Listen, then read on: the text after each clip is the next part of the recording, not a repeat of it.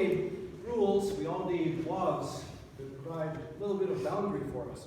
And a few years ago, there was an editor of a major magazine that decided to write a book called A Year According to the Bible. And what he did was he took all 613 rules and regulations and commandments that were found primarily in the Old Testament, and he tried for a year to live by them. And he was doing pretty well until he started looking at his closet, and he came to the book of Leviticus that says you can't wear anything of dual cloth, of dual threads. In other words, a wool and cotton blend or something along those lines. And so he got a little bit confused, and he called up an expert. He called the expert in and he tried to explain to him. But he said, why is it that we obey all of these really obscure laws? And the expert said to him, look, these commandments were given to us by God. We're just children. God is all powerful. And it's like a parent giving a child certain rules and regulations. Have any parents ever done that that you don't understand? Okay? It's like giving rules that we don't understand, but all we have to know is that they're for our good.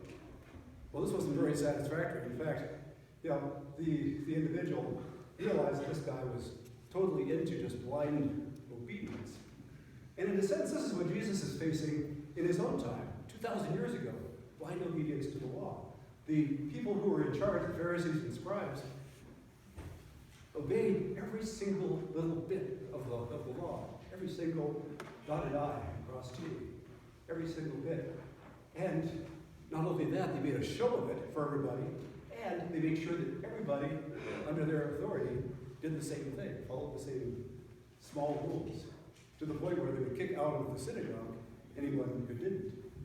But Jesus has a different idea. He tells us right here at the beginning of the gospel, I tell you, unless your righteousness surpasses that of the scribes and Pharisees, you will not enter into the kingdom of heaven. And that's kind of like, to the audience at the time, someone saying to us that we've got to out-evangelize Billy Graham or out-compassion Mother Teresa. It was an impossible thing. How could you be more righteous than the Pharisees? But Jesus has another idea as far as obeying the law is concerned. And that is that it's not just obeying the law out of fear. This is the thing. It's not obeying it out of fear, but it's obeying it because of a transformed heart. How does this work? How does this work today? A transformed heart. Well, just one small example. Who is it today at the community level that enforces our laws?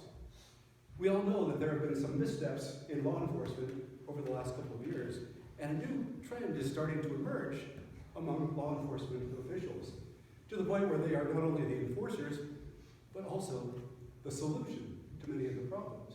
We see many officers going into the community and seeing what the difficulties in the community are and coming up with solutions. And so officers will take youngsters off the street and they'll bring them to a community center and they'll play ball with them. They'll spend time with them. They'll be good role models for them. This is a solution. We see officers taking off their shoes and giving them to a cold homeless person in a bus stop. We see officers taking toys to young children, impoverished children. This is a transformation of heart. This is, on both sides, obeying the law through a transformed heart. And the law then is obeyed not because of fear or because of the threat of punishment, but because to not obey the law would be to break the friendship that's been formed between an officer and an individual. This is how it works. This perfectly frames our relationship with God.